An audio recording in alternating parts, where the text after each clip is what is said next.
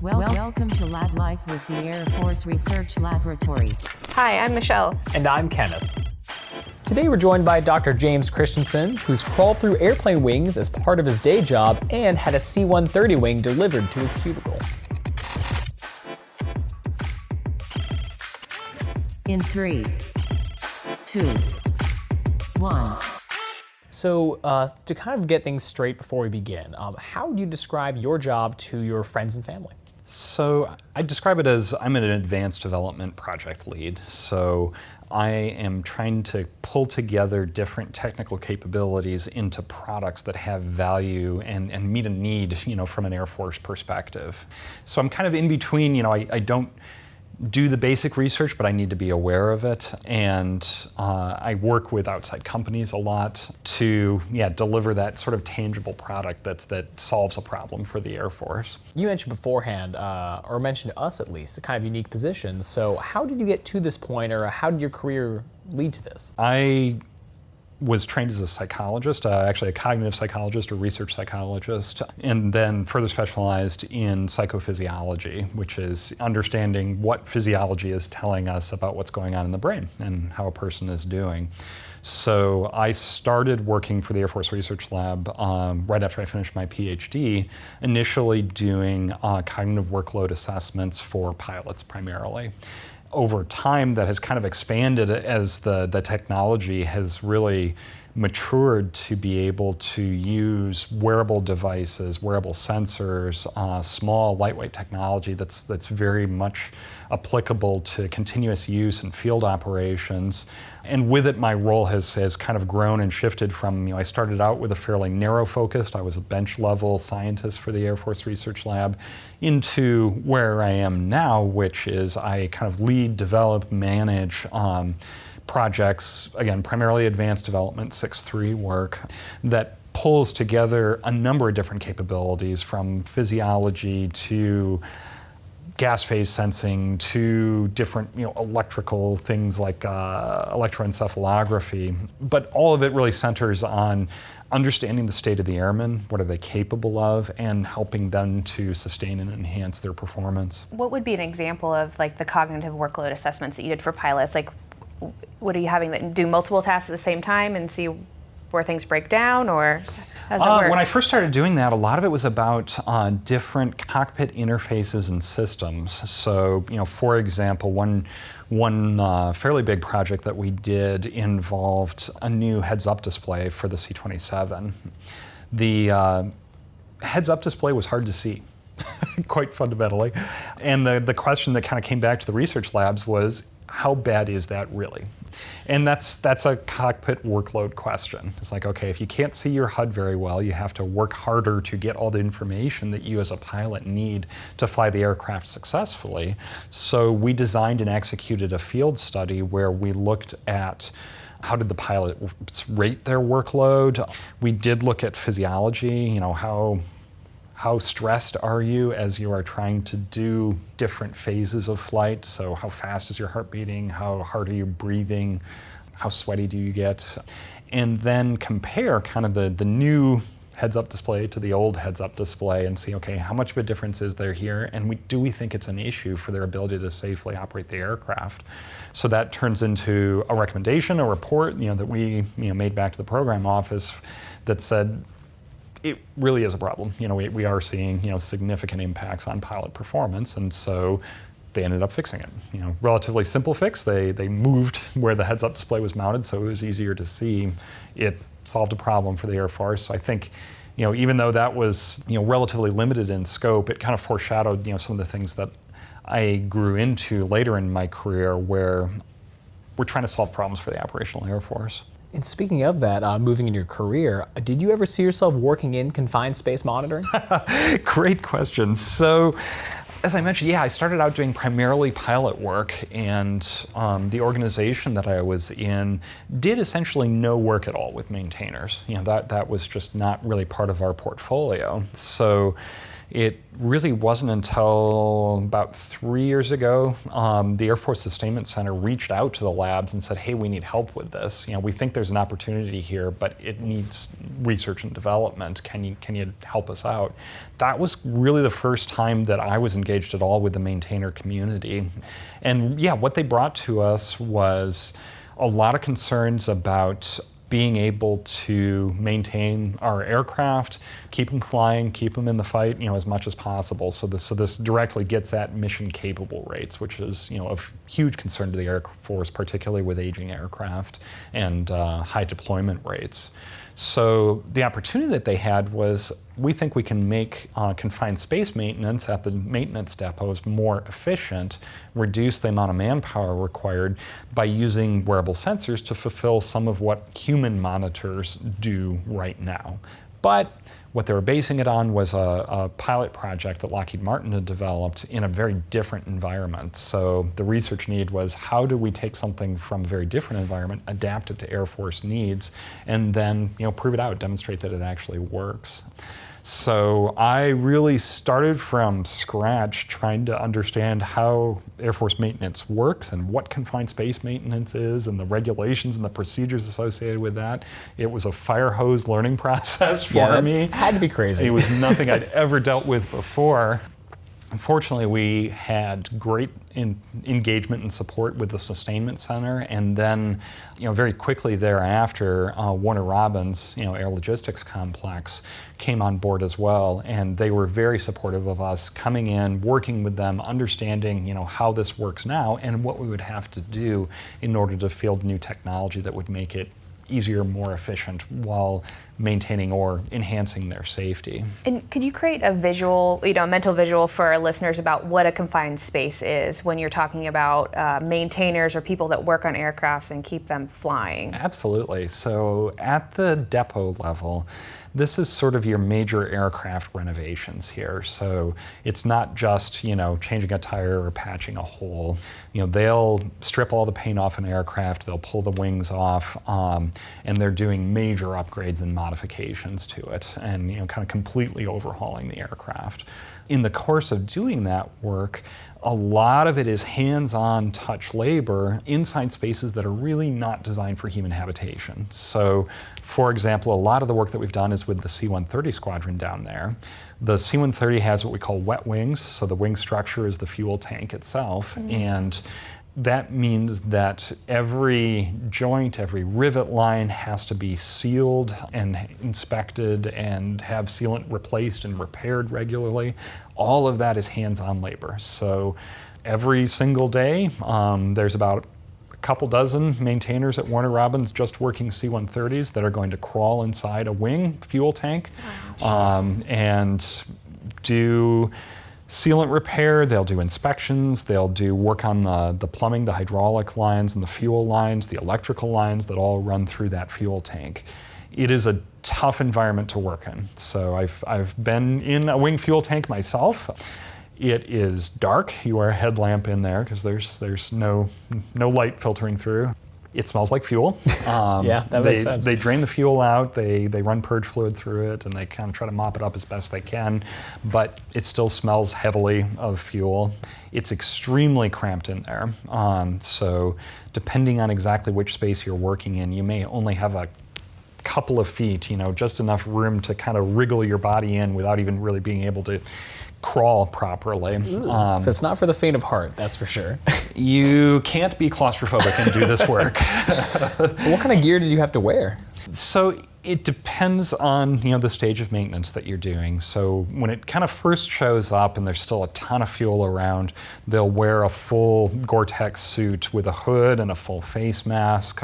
But by the time you get to kind of the later stages of maintenance where I was more engaged, the fuel's out of it, there's no real risk of explosion. So at that point, it's safety goggles, earplugs, headlamp, and that's really it.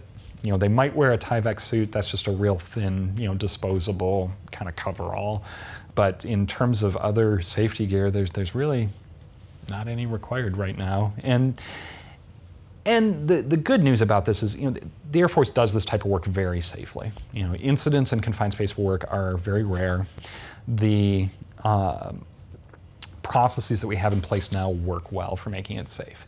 It is not fun, though. It is a difficult job. It's a painful job. I can tell you, I'm a little bit on the taller side myself. For me, getting in and out of those spaces, I came out scraped and bruised, and it left me with tremendous respect for all the men and women who do this work every day. You know, they are critical to keeping the Air Force flying, and they endure, you know, the darkness and the bad smell and the pain to keep our aircraft flying. So it kind of gave me that additional motivation to try to deliver a good product, you know, to make these guys' lives a little bit easier. And what actually have you and your team done to make their lives easier and safer? So we've been developing and demonstrating the confined space monitoring system, which includes some wearable sensors. So we've got some vital signs monitors that go on the maintainer themselves. We have an armband that we kind of adapted from smartwatch technology that provides communications, user interface, alerting to the individual that is inside the tank, and then everything else is outside the tank. So we use smartphones to relay data to a cloud server. That cloud server then can provide situation awareness and continuous remote monitoring via a web interface to a remote safety attendant, as well as to floor supervisors, even the fire department. So, you know, one thing a lot of people may not know is if there is an incident in a confined space, the other workers are absolutely not to go in after them. You know, that could turn into multiple injuries instead of just one. So the fire department is trained and equipped to respond to an incident in a confined space. The upside is, they've got the training and the equipment to do it safely. The downside is it takes that much longer to respond to an incident. So part of what we're doing with the confined space monitoring system is we give the fire department a situation awareness display. So they know all of the entries that are going on. They know exactly where and who. They also have the vital signs information so that if something is starting to go wrong with somebody, it gives them a little bit extra warning that turns into a faster response time. And that beforehand, how did they just contact the fire department then if something went wrong? That's correct. Yeah, in current operations, anytime you're doing that type of confined space work, you have a safety monitor that's outside the confined space that you're working on, but has eyes on the access point that you used. Okay. Not necessarily you yourself working inside, but at least they can see where you went in. If they realize that something has gone wrong and you're no longer responding, it's their responsibility to call the fire department to respond.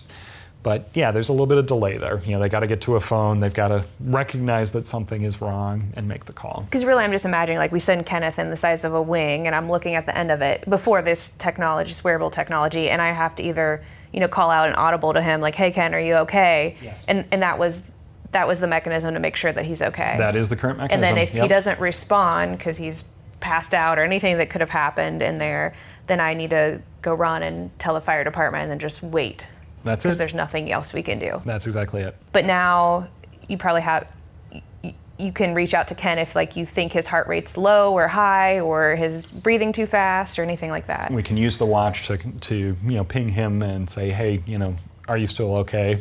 That's great. And if he doesn't respond, we get much more immediate. So that alert goes directly to the fire department. They know, again, where you are, who you are, and they have at least some basic vital signs information to have an idea of what's going on with you.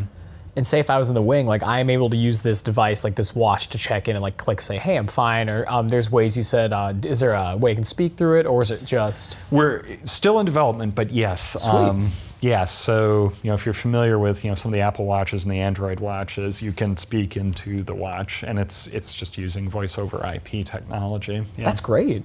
And have people that use this now, the other airmen, how have they responded to it? Another kind of surprising thing for me, going into this work, I was sort of picturing active duty airmen, blue suit labor, but at the depots, the vast majority of the labor is provided by Air Force civilians, wage grade civilian employees. So with that, you've got a pretty wide distribution in terms of some younger folks, some older folks, men and women.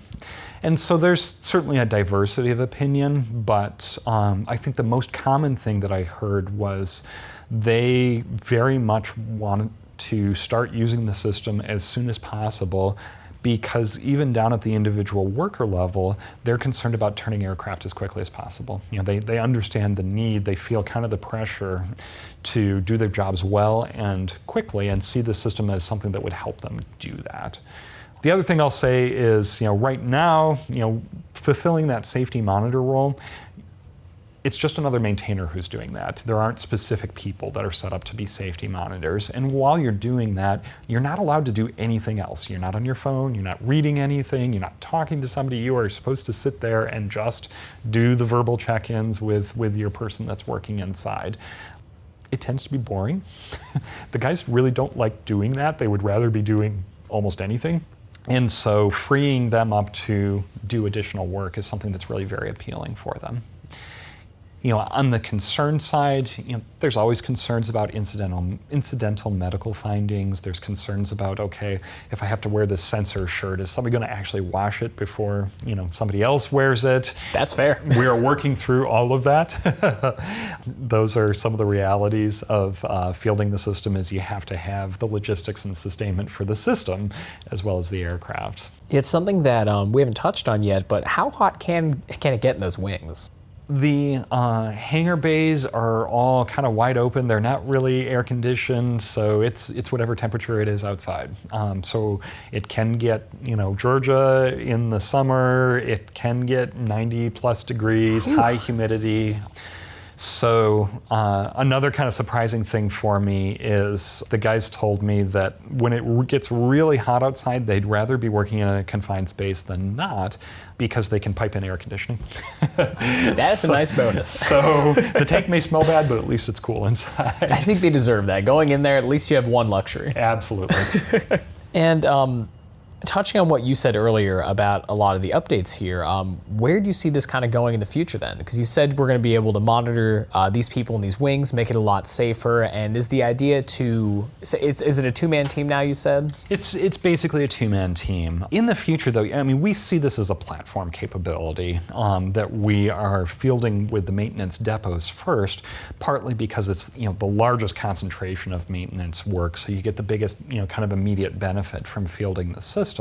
But with a proven system that's affordable, that's rugged, that opens up a lot of other possibilities. So we are looking at then expanding the system to flight line maintenance down at the squadron level. So you wouldn't necessarily get the benefits in terms of labor savings, but from a safety perspective and an individual performance perspective, the guys who work on the flight line, absolutely, heat is a huge problem for them. So, we have a lot of bases in places like Luke and South Texas, where it'll be over 100 degrees, and they still have to get their jobs done, on those days. So And on asphalt, that's probably even warmer. That's baking hot, absolutely true. So being able to monitor from an individual level, okay, what's their core temperature right now? Do we need to pull them and sit them down in the shade and give them some water so that they don't become a heat casualty?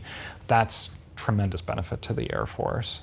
The other thing we're looking at is more industrial maintenance. So something else the Air Force does is we maintain facilities, we maintain industrial plants. So for example, earlier this week I was out at Tinker Air Force Base. I was looking at how they do propulsion maintenance, engine maintenance there, and they've got mills and chemical washing and plating lines and a lot of industrial capability, all of which has confined spaces associated with it, whether it's under the machine or inside the machine. We've got workers in and out of these all day, and it's difficult work and it can be dangerous. So having the system available for people doing that type of work just gives you that extra safety margin to ensure that we're absolutely taking good care of our people.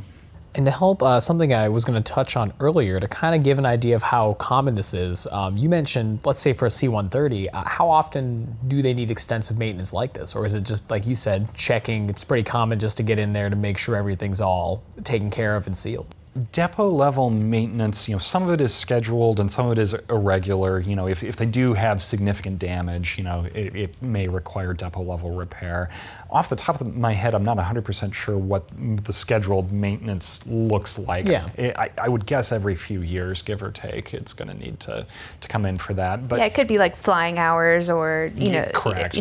Or an actual. This has been this many years, and we must check. That's sort of right. stuff, yeah. That's right. But at any given time, there's probably, if I had to guess, on the order of 20 to 30 aircraft in work, at Robins, just in the C-130 squadron. And then you can multiply that out by, there's also C-5, there's also F-15, and C-17, also at Robins. So, and that's just Robins. Right, then you have there's 3 Tinker maintenance and depots. Ogden, in yes. Utah and Oklahoma. So It just goes to show. keeping these very old and newer aircraft flying there. So Yeah. a lot of workload. Absolutely, yeah. So I can see why, for our viewers especially, why this is so important, because most people, even when I started, had no idea how important those confined space work, how it is, or what it really entails. Especially in the early goings of the project, it surprised myself and a lot of other people just how much hands-on labor is required even at the depot. So when we started talking about, okay, getting inside a fuel tank just to do inspections, it's like, don't we have like robots for that? No, we don't actually. There is a lot of work on robotic maintenance, but we're still trying to really get that technology working well outside the aircraft. Getting it to work well inside the aircraft is going to be kind of the next step. Yeah, it's a whole different beast from what it looks like. and kind of touching on your research into these wings, we heard that you had a special delivery to Wright-Patterson Air Force Base to help you with your research. So that was one of my proudest achievements as a lab employee. So after several months, I think, of trying to figure out, well, let me back up a little bit. So going into the Confined Space Monitoring Development Project, one of our biggest concerns is we need to make sure the system works well and reliably, even before we take it to the depot environment, because we didn't want to waste everybody's time, take away from actual maintenance work with a system that we didn't have high confidence was going to perform well. So we needed a realistic testing environment, and after looking around Wright-Pat for anything and everything, we talked to the museum, we talked to the reserve squadron. We kind of came to the conclusion that we were going to have to come up with something on our own. And so I found the right form to send to Warner Robins, actually, through the C-130 program office to get them to ship me a dead wing. So the wings are a hours limited part on the aircraft. Once you hit so many flying hours, they have to be pulled and replaced. And at that point, it's scrap aluminum. It goes to DLA for disposal. Basically, it gets auctioned as bulk aluminum scrap. So I found the shipping requisition form that said, hey, instead of sending it to DLA to be sold as scrap, can you ship it to Wright-Pat? I sent the form, and they told me, great, we'll let you know when it's on its way, when it's actually shipped to you. There was a little bit of delay in that notification, and I was actually on leave and out of cell service when they called, so I didn't get that call. And so it was kind of a big surprise to a lot of the lab folks when a flatbed with a C-130 wing on it showed up at the gate, wanting to know what they should do with this thing. So I'm very grateful. A couple of my coworkers kind of picked up the ball and ran with it there. And we got it dropped in a parking lot while we figured out how to actually get it inside the building. But yeah, we ended up putting it on a trailer. It went into one of our buildings in the 711th Human Performance Wings, and we set it up as a test capability that allowed us to do fully accurate confined space maintenance testing. So same tools, same environment as the actual maintenance, but something we could do ourselves without interfering with the work these guys are actually doing. So I've got a couple pictures of me sitting on top of a C-130 wing out in the parking lot of one of our buildings, and that honestly was one of the proudest days of my Air Force career. I bet. Yeah, we're gonna have to get a copy and share it with our viewers. Please, that'd be awesome. Because that's not something people imagine. Like, I didn't even know you could request or deliver that. I think I'm like most lab employees. I sit at my desk and I try to answer emails and I try to do my PowerPoint and my Excel spreadsheets, but one of those PDFs I filled out turned into a C-130 wing. So It's great. It's great. a little more exciting than my usual day. So that ties in a question we had, speaking of ordering wings, doing fantastic things. I rhymed, I like that. But working with that, how would, let's say, a cognitive psychologist or somebody in your field get to this point then? Like, what advice would you give them? The labs is kind of a unique in a way because there's no kind of one set path of, I want to get to become a product line lead, or I want to be a CTC lead, or I want to lead a division or a directorate. I think there's multiple paths that get you from here to there. For my path, part of it was having a basic set of technical skills that I had been trained in, that I kind of honed in several years of essentially bench work for the labs. But after that, being flexible, is the biggest thing. So I think where we work in the research labs gives us the opportunity to move between multiple different worlds. So especially earlier in my career, I was very engaged with university research, basic research, academic conferences, kind of trying to keep tabs of what's going on in my area of science. But then on the other hand, also having the opportunities to visit operational bases, to talk to pilots, to talk to maintainers, to understand kind of their perspective on the world, how they work, and what the opportunities for us as a lab are to provide the technology that makes them more effective and safer. So I took a number of opportunities, even relatively earlier in my career, like the C-27 work that I mentioned, to get some of that operational exposure. And I think that really set me on a growth path to where I am now. So I moved from a bench level researcher to a research team lead, then to a project manager type role. And then where I am now is a product line lead. I have multiple projects that are ongoing, multiple products ongoing. I work with the project managers that are under me and kind of apply the skills that I've learned over that kind of growth path of how to create and manage a research project, as well as having the technical depth to understand what's going on, what are the technical options, and how do we cope with setbacks and challenges, because anytime you're working research and development, there are going to be setbacks and challenges. Things will never work out exactly the way you envision when you start a project. So the persistence and the adaptability ends up being key to working successfully. That's fantastic. That was a really good blurb there for, really just getting yourself out there, being flexible like you mentioned, and don't be afraid to try new things. Absolutely. And a question we usually like asking near the end is, do you have a favorite piece of Air Force technology, either in history or that you worked on, and kind of with that, a favorite researcher, maybe, that's helped inspire you? That's a good question. Okay.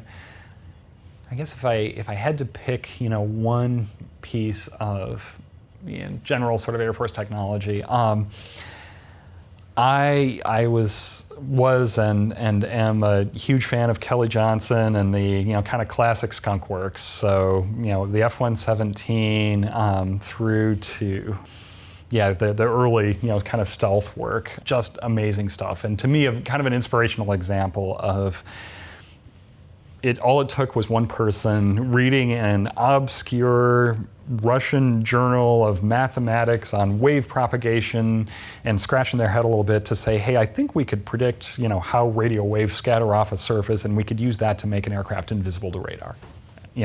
Amazing. That's what I think. That's when AFRL is at our best, is when we take something that's kind of basic science that has no obvious application, and we're able to connect that to a capability that's absolutely game-changing for the Air Force. And the way those guys did it is way cool. I mean, Kelly Johnson, University of Michigan grad, as am I. So he's beaming right now. You can't tell, but he's really proud. There's some pride there. I can fully admit that. But that same kind of spirit and that same kind of culture of being open to new ideas from everyone, trying things out, being willing to accept some more risk, testing things earlier in the cycle.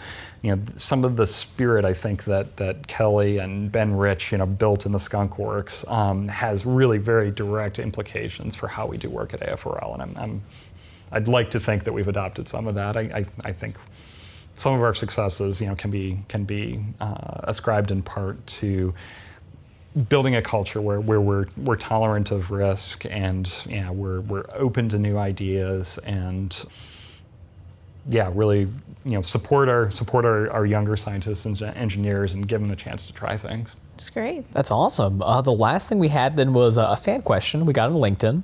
We had a fan wondering, with confined spacing, is that something that can be extrapolated or is eventually going to be used in space? Because I know that's kind of a big concern with how cramped that can be. That's so funny that should come up. I do actually have a small project that is joint with NASA. NASA does routine vital signs monitoring on astronauts right now. That's primarily medical technology. It's a little bit tough to use, and they'll have physicians basically monitoring that data and doing interpretation. But what NASA's thinking about is that works fine when you're talking about somebody in Earth orbit, where you've got nearly instantaneous communications and you've got a lot of people working all the time on it. They're thinking about long duration space flight. They're thinking about Mars. They're thinking about moon base, where you might not have the whole team of physicians available on call all the time to monitor that data, and you might not want to use the kind of medical technology that they do right now. So they're trying to develop wearable vital sign sensors that are more comfortable, are easier to use, that might have some of the built-in algorithms that can kind of tell you how you're doing without requiring a full medical team to interpret it. We've been working with NASA to do some joint testing, kind of some early stage evaluation of a company coming out of a small business. So this is Small Business Innovative Research, SBIRS. It's a great way to try something out. So small company out of the Boston area had a cool idea for how to do wearable vital signs monitoring and core temperature monitoring that I thought was worthwhile. The folks at NASA thought had application to long duration space flight as well. So we went in together, funded it, have been doing some testing, and that work is ongoing right now.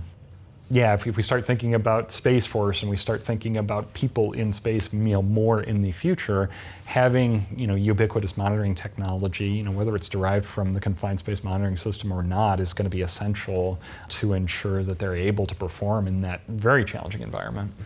That makes sense. That truly you could say with this, the sky is the limit with confined spacing. That's great. I like that. Go trademark that out. Yeah, I think I need to now. Well, Dr. Christensen, thank you for your time, giving us a peek into some of the great work our Human Performance Wing is doing to keep our maintainers and even your work into possible space implications. So thanks for your time. You're very welcome. It's great to be here. And to keep up to date with future and past podcasts and to check us out on social media, make sure to see us on Facebook, Twitter, LinkedIn, Instagram, and YouTube at AF Research Lab. And make sure to stay curious. Logging off.